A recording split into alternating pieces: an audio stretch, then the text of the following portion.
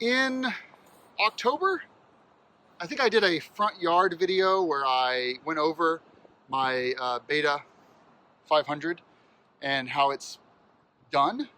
And I mentioned at the time that I wanted to get suspension, sorry for the thing here, suspension work done. And I wasn't sure at the time if I was going to go full Öhlins or if I was going to just basically respring things. Well, I ended up respringing things. So what we did was, well, I'll go over the whole thing, but talk about suspension first. What we did was, there's a Beta dealer in Michigan that also happens to be a suspension shop, a well-known suspension shop among the dirt riders. So I sent my rear spring to them. They found it actually had a slow leak in the seal. So they did a full revalve. They replaced the leaky seal, and then they sold me the highest capacity spring that Beta makes. It's the spring that goes up to, I think, 260 pounds, 230 to 260 roughly. And so that's installed now, which is a new thing. And then also I had them send me front fork springs that were also the highest capacity that Beta makes to go inside of the OEM Sachs forks. So that's done now. So now when I'm riding it, it feels a hell of a lot better. I'm actually only at 50% preload right now on the rear, and I have not measured sag yet, but it feels a lot better. On the old stock spring setup, I was at 100% preload maximum, and I was still way too saggy. So I'll do some sag measurements when I get home tonight and properly preload it, but yeah, it's fantastic. So, update. Well, let's do a full tour here, and sorry for the background noise. It's the waterfall over here, making a bit of noise. This is a Beta 500 4-stroke with a 2016 model year. The 2019 Betas have a brand new suspension and a couple of other tweaks, but for the most part, there's not a lot of changes between 2016 and 2019.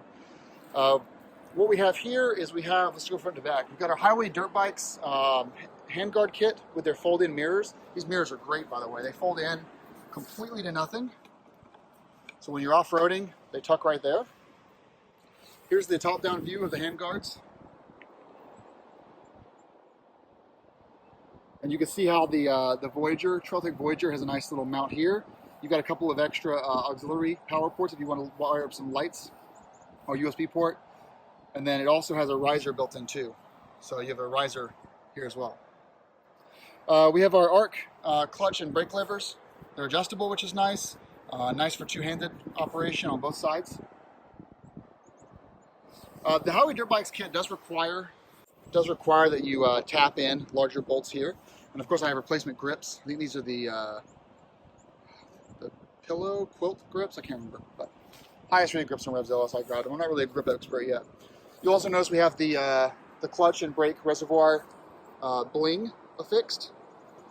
And also we have the Perfect Squeeze iPhone mount with the Vibe Killer, which allows this to move so it won't kill your image stabilizer in your iPhone or Android phone.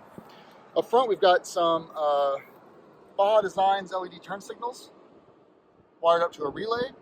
We have the Baja Design Squadron Pro up front with the Summit J 3D printed shroud that kind of covers up the hole, fills the hole in a little bit nicer than it was before. So, and this is wired up, so you have all the time these lit up. When you go high beam, these light up, and it's really nice. It's definitely noticeable. Kriega pull strap just on the front, helps a little bit sometimes. Enduro Engineering front brake guard, not really needed, but it's there. I'll never use that as far as it saving my brake rotor. The 2-bar Intech radiator cover, and then the Unibiker radiator guards. Right there with the horn relocated up top. A little tiny 4-stroke header guard there. And then the Enduro Engineering skid plate is really great. It comes all the way down, has nice airflow holes, and then back to a linkage guard right there. I had to chop it short because the golden tire, but that's my fault. I ordered a tire that's too big. Over on the side here, we have the IMS 4-gallon fuel tank right here, which is nice, but the previous owner added it and he didn't add the fuel indicator line in there. So when I have low fuel, I actually don't know, so I have to check it every once in a while. Gets me about 180 to 200 mile range on the on main roads and infinite when you're off-road. It has a lot of weight though when you fill it all the way up. The only short side would be that there's no low fuel indicator present in there. But it's nice because it pulls fuel from both sides at the very lowest points. You've got two of these, one on each side, which is really nice for getting as much fuel as possible out of there. Of course, the frame guard, the recluse clutch, what it came with, and then the Hammerhead Designs brake lever right here. Then moving back, we got the Enduro Engineering rear rotor guard and the massive golden tire on the rear. It's a little bit too big, as you can see here from my shock guard there, evening up. On the back, we also have the LED brake light, the LED turn signals with the Fender delete. I'm running a stock exhaust system right now because I don't want to do the tuning. I don't need more power, so and I don't want more fuel consumption. So I'm just going to keep the stock exhaust until I really just get tired of, not modifying the bike anymore. And then on the side, we have our Super Sprox. It's a 47 tooth Super Sprox. Then we've got the chain guide and the chain holder, which are both from TMD. Then a brand new Renthal chain with a 13 tooth front sprocket. Then the Hammerhead shift lever right here, which I love because it's 10 millimeters long. No, this is 15 millimeters longer than stock. I bought the 20 millimeter and it was too long, so send it back. Then there's a couple of little red bling things sticking out there. I did order the red cover for the oil filter and the red cover for the clutch fluid, but just a little bit of bling, no big deal. Lastly, we have our Wolfman tank bag, the Moscow Reckless 40, which really just comes off when I'm not using it. If I'm not going overnight, it comes off. It doesn't need to be on the bike. And then the seat concepts. This is the wide and tall seat concepts. It's not the one that's compatible with the IMS tank though, because the ones that are built for the IMS tank come up a little bit higher. This one doesn't come up as high, but they don't make a tall, wide model for the IMS tanks. So you don't see it with the tank bag off anyway, so it doesn't really matter that much. And yeah, that is our beta overview. I think it's a beautiful bike. It came to me with about half of these mods already installed, or these mods were already in the box and I just installed them from that previous owner. This bike was $10,800 new. I bought it for $6,900 with 25 miles on the motor. I'm sorry, 25 hours on the motor, plus the additional $1,500 in mods that were either installed or in the box. And then I've probably put an additional $2,000 into it roughly, and it even came with extra tires. So I bought, the new gearing setup, new chain guards.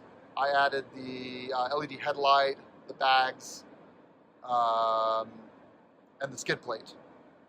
But he had done everything else to the bike before, or it just included it in the box. So pretty damn good deal. So we got about $9,000 total into this bike, and only about 75 hours in the motor. It's going to be a really great summer. I didn't get this till July last year, and then I had to take 2 months of time to have it go to the dealer for some warranty work, and then get it modified and full service. And then finally, it sprung to my weight. So this is going to be a fantastic year for off-roading. All right, guys. Well, thank you so much for watching. Enjoy your new beta. Hope you get one. Definitely, if you could swing it, get a 2019 model because of the hugely improved suspension. And if you want to, go to the BYOB route and get the springs sprung to your weight. All right, well, I hope you all have a good day, and good luck. Yeah, it is. All right, our speedo's working. I jigged around all the plugs back there. There was a loose connector. It took me a while to find it, but yeah, it's working. Yeah, we're good.